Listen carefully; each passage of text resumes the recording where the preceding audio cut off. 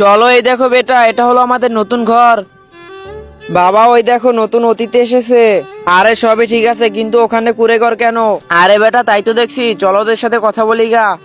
আরে আবার ওখানে তো মানুষ থাকে। আরে ম্যাডাম জি, আপনারা এখানে নতুন আসলেন নাকি? বাবা, আমি ওই স্কুটিটা চালাবো। আরে ওই গাড়িতে হাত দিস না, এটা আমার বেটির গাড়ি। আমি নতুন আসি সেটা জিজ্ঞেস করে তোমাদের লাভ কি? যাও এখান থেকে। আরে বেটা, এটা ছোট বাচ্চাদের গাড়ি, তুই উঠলে ভেঙে যাবে। আজকে দেখবো শয়তানকে হারিয়ে কে কে আল্লাহকে ভালোবাসে। যদি আল্লাহকে ভালোবেসে থাকো তাহলে ভিডিওতে লাইক, চ্যানেলটা সাবস্ক্রাইব করে দাও। শয়তানকে ভালোবাসলে লাইক সাবস্ক্রাইব কিছুই করতে হবে না, আর কমেন্টে আল্লাহু আকবার লিখে যাও। আরে ভাই, কথা বলে আসলে কিরকম লাগলো? আরে ভাই, ওরা অনেক ভালো এবং ওরা অনেক বড় লোক। আরে না, ওরা ভালো না, আরে এরকমটা বলতে হয় না। তুমি আমার বেটির খেয়াল রাখো, আমি গ্রাম ঘুরে আসছি। আরে কি সুন্দর তরমুজ, এখানে তো কেউ নাই, দেখি একটা নিয়ে যাই।